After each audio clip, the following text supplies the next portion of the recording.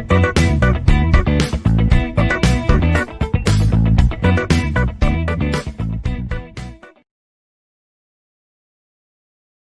everyone, welcome to video lecture on software architecture and design pattern.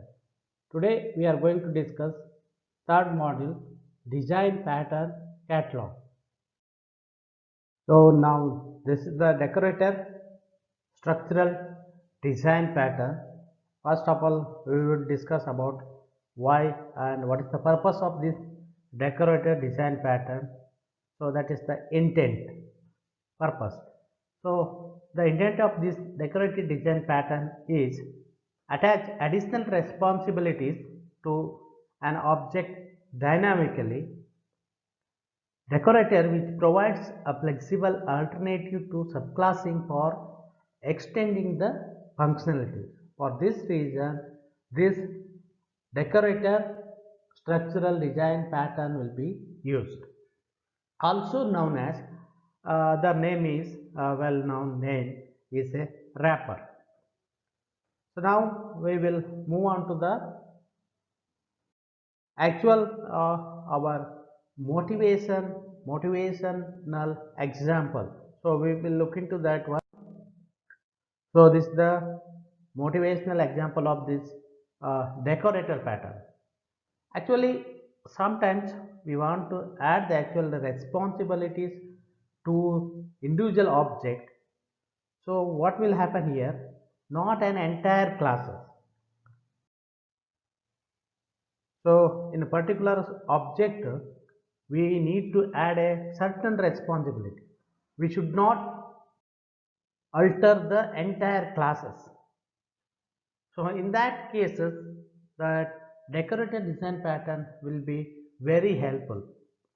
Say a graphical user interface, that is toolkit, for example, let you add the properties like border, behavior like scrolling. In case of any document editor, the user interface of particular component. So one way to add responsibilities with inheritance, we will do it by the inheritance. So inheriting a border from the another class which puts a border around every subclass instance. So this is inflexible, however, because the choice of the border is made statically. So that is the choice of the border is made statically. So client cannot control how and when to decorate the component with a particular border. So this will be the problem. And more flexible approach to enclose a component in another object, so which add a border, that we can call it as a, so the enclosing object which we are going to enclosing one more additional object, so that object is called as a decorator. The decorator conforms to the interface of the component it decorates so that its presence is transparent to the component what the client or clients or what the client expect, or it will be present transparent to the clients what the client expect. Actually the decorator request to the component and may actually additional such as additional actions, we can call it as an action, drawing a border before or after forwarding it particularly. Actually decorator recursively can be transparently can be taken.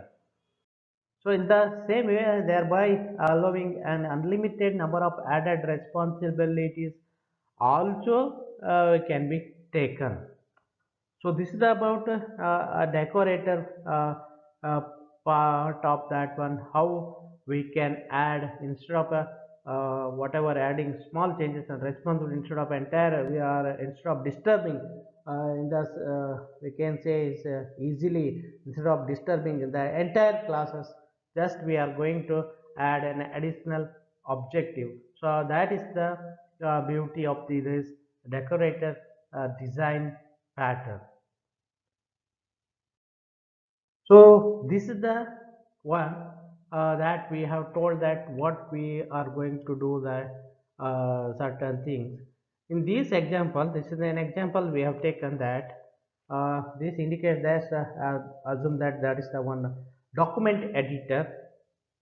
So in other view wise, we have taken here a border decorator. Assume that a scroll decorator, how we are going to scroll, and we have taken in the different orientation part a text view, views of the text, how it is going to the. For example, suppose we have a text view. Assume that here the object that is placed in the text window. Here this is the window. Actually, text view has no scroll bar. See, clearly see that in this text view window document editor, there is no scroll bar. This is view we have taken separately. So here text view has no scroll bar by default because we might not always need them. Not required to every time. That is the case we are taking into that account. So, but when we do so, we can use a scroll decorator to add them. So here need not be every time scroll bar is not required, but whenever it is required we are going to just add it. So we will just add them. Suppose we also want to add a thick bar. Assume that this is a thick bar we had. We want to add them. Yes, that also we can around that text view we can take it. We can use also border decorator to add this as well. Also border. So this is the thick line border. Whenever it is required, that also we can add it. But we simply compose the decorator with this entire text view to produce the our desired result. So this is about why we need to take that is the beauty of the decorator design pattern. Okay, so now we will move on to that one more, that is the object diagram. There is a in the decorator design pattern we have the object diagram, how it is going to. So the following object diagram shows how a compose a text view object with particularly a border decorator and scroll decorator object to produce a bordered or scrollable text view. So in this figure we can clearly we can say that how it is the object diagram. So object diagram will be decomposed into that in the particular border decorator, that is we can take it as a component, scroll decorator, that is a component, text view. Actually here scroll decorator and border decorator classes are subclasses of decorator. So what we have taken here, scroll decorator and border decorator classes. This is the scroll decorator and a border decorator class. These classes are the actually we will take it into the subclasses of layer diagram, the decorator class. An abstract class of visual component and the decorator of the other visual component. So that we will have into the motivational example of the uh, architecture diagram, that we can see in the next slide. So here the scroll decorator and the border decorator classes are subclasses of decorator and abstract class for visual component that decorate the other visual component. That's why we have taken that is the name is visual component, that is the main class. Okay, and other subclasses we can say here text view decorator, and this decorator will be considered as the main class. Then this is the subclass scroll decorator and the subclasses border decorator. So here the operations will be, we have the text view draw operations, again draw operation, draw scroll to scroll the position up and down, draw the again draw border, border line thick or airline, whatever is a border line width, and so decorator draw and draw method will be used. Again here component draw method, so which will be used. So here one thing, visual component is a we can consider as the main class or abstract class for the all the visual object. So it defines their drawing event handling interface. Now how the decorator class, this is the decorator class, we simply forward the draw request, draw operations will be there, draw request to its certain these are the two component of this decorator. This is considered as in subclasses. Scroll decorator, and what is that one? Other one is border decorator. So that we can call it as a scroll decorator and other border decorator. So note that here how decorator class very simply forward the request to what is the draw request. It may be you need to draw the complete border line here, a thick line or any hairline of that one, or the particularly what is that based upon the request, and scroll down the text view all, and how decorator subclasses can extend these operations. Decorator subclasses here which can extend the operations like the decorator, draw border, and this is the extended operations of that one. What is the one? Draw, just draw the whatever the border it is required.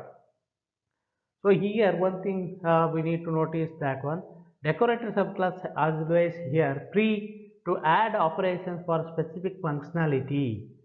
So this is we need to consider as a main point here. Decorator subclasses, this subclass, this is a decorator main class, and this followed by the subclass, which are very free to add the operations for a specific functionality. Assume that a specific functionality here. So in that we need to count that, for example, scroll decorators here, subclass of scroll decorators, which operation lets other object to scroll the interface if they know the other happens to be a scroll decorator object in the interfaces. Next, then an important aspect of this pattern is that let's the decorator always appears anywhere in the visual component whatever they can, but the client is generally cannot tell the difference between actual this decorator decorated component and an undecorated, whatever we have taken undecorated, which is not changed entire the document. So they don't depend all on the particularly decorations. So this is the clear cut description about the entire decoration that we have taken. A visual component is the abstract class of all the visual object. We have taken it is the main abstract class, and followed by the rest of the class is the text views, and another one is decorator classes, where to add and how to add the additional responsibilities of the objects. So next followed by applicability. So in the decorator structural design pattern, so when we can use or when we can the applicability, so we need to consider in the next slide. Applicability. Okay. So the applicability, the use the decorator when to add responsibilities to individual object dynamically and transparently. So that is the statement we had seen. Dynamically means the border line we have taken dynamically, where we need to have the specific page we have the drawn the border, and where we need to scroll down, that scrolling down will be have taken, and which is very transparently, that we need to take it object dynamically transparently. That is very important here, without affecting the other object, because the entire document will have their own certain other object. We say that there are a lot of other object will be also there. We cannot say only we are taking this what is the modifying or adding this responsibility, which should not affect the other object. That is the one of the standardization of this decorator design pattern without affecting the other object. Next, use the decorator when for different responsibility that can be withdrawn. So responsibility can be withdrawn depending upon the other object what it does. So in that way we are to take. So use the decorator when extension by subclassing is impractical. It is not in the practical, by whenever we are extending subclassing, for example, windows that we have taken decorator drawer or whatever border decorator in extended operations like decorator draw border. So if it is in the impractical case, that we need to consider that sometimes a large number of here independent extensions are sometimes possible. So what will happen? It produce an explosion or subclasses to support every combination, or you can say class definition may be hidden or otherwise unavailable for the subclassing situation. So in that we can use this decorator factor, decorator design pattern, because in the case of impractical we are going to apply this applicable to the this this design pattern. So one of the major users. Next we will look into that one, participant. Okay, so next application applicability before participant, again one more, the actual structural diagram of the decorated design pattern. So now this is the actual structural design of the pattern. So here what we have taken component, we know that as a component is the we are calling visual component, that abstract class of all the, this is the abstract class of the major respective operation will be taken. This is the decorator classes. Next concrete component classes. This is the subclasses of concrete decorator A, concrete decorator B, and extended operations, and here also operation, and different operations will have that one, which will be this connected to the one another. So this is the actual what we say, that is the major structure skeleton of the our own decorator design pattern. Once again, this is the main abstract classes, that is the component, or we can say of the different operations. Here we have draw operation in the previous we had, and followed by the decorator classes with again draw operations, and this is the text view we had in the motivational example, that is the operations of that one, draw operations, and subclasses of concrete decorator A, concrete decorator B, extended operations. So next we will move on to the what and all participants are there in the decorator structural design pattern. So we will see that what and all participants are participated in the like event or entity wise slide. So component, so we have seen in the previous structural diagram, that is a component. So that we had seen in the motivational example diagram, that is the visual component. So always which defines the interface for object that can have responsibilities added to them dynamically. So that is the major our abstract class component. In the bracket we have taken, that is the visual component, which defines an interface for the object that can have the always responsibilities added to the dynamically. Next, the participant are text view, that is concrete component. So what it does? It does it that defines an object to which additional responsibility which can be attached. So whenever additional responsibilities we had taken in the previous example, concrete additional responsibilities or added extended operations we have done. So whenever it is required, so that will be taken with responsibilities can be attached. That is the concrete component, that is the text view classes. Another one is the decorator classes, decorator. So usually decorator, we will have a decorator only, maintains always a reference of a component object from the different visual component or main abstract classes, which always reference maintains that one, and which defines an interface that conform to the component interface, which will be conforming to the what is that one, conforms to the particular component interfaces. Similarly, the next is concrete decorator, that comes under the scroll decorator, and one more is border decorator, that we had the two subclasses. So in the previous motivational example, we had that border decorator comma scroll decorator. So what it does, so which adds the responsibilities to the respective component. What responsibilities? Maybe the scroll draw the border, or scroll to top to bottom, scroll the text from the top to bottom, whatever the response, draw border. Similarly, scroll the whatever that in case of scroll, the position of the scroll position will be taken into that one, border width, so that also will be taken into the part. So add the responsibilities to the particularly component. So next, our template sections is the collaborations. What collaborations having the decorator design pattern?